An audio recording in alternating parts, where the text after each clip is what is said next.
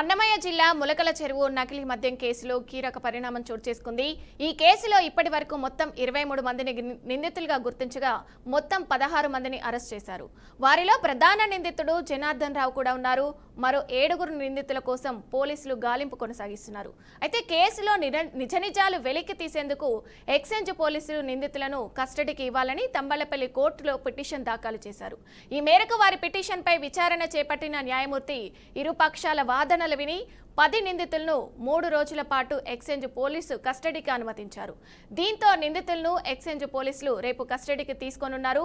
మరోవైపు కేసులో ప్రధాన నిందితుడు జనార్దన్ రావు అరెస్టుపై పీటీ వారెంట్ దాఖలు చేయగా తంబాలపల్లి కోర్టు పిటిషన్పై విచారణను రేపటికి వాయిదా వేసింది.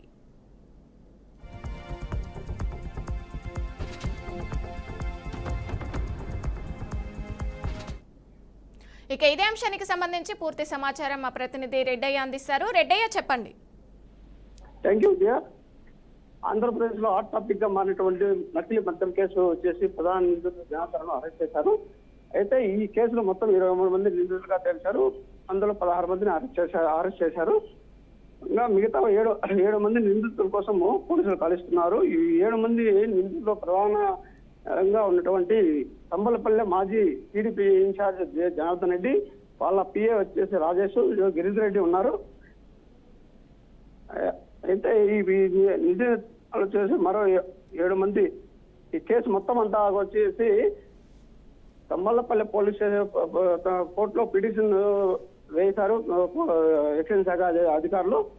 అయితే కోర్టు వీరికి 3 రోజులు అనుమతి ఇచ్చారు.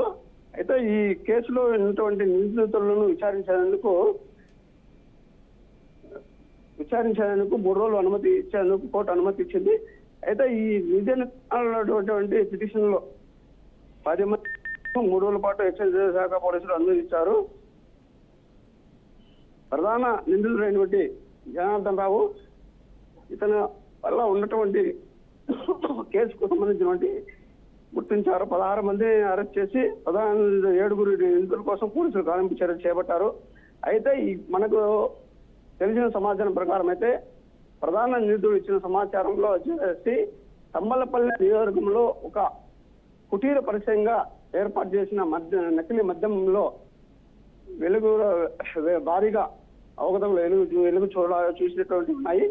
అయితే ఈ చూసినటువంటిలో ప్రధానంగా మనం చూసుకున్నట్టయితే ఇక్కడ ఉన్న జయచంద్రారెడ్డి, అతని పిఏ రాజేష్, గిరిధర్ రెడ్డిలు ఇంకా పోలీసులకు వారిపైన గాలిస్తూనే ఉన్నారు.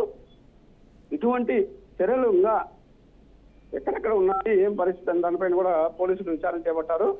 అయితే ఈ మొలకల చెరువును కానీ మొత్తం తమ్మలపల్లిని గుప్పిట్లో పెట్టుకున్నటువంటి జనార్దన్ రెడ్డి జయచంద్రారెడ్డి వాళ్ళ అనుచరులు అందరూ కూడా అయితే లెక్కలు కానీ ఇసుక కానీ మట్టి కానీ భూదందాలు కానిటువంటి భారీగా చేసినట్టు అనుమానాలు వ్యక్తం చేస్తున్నారు.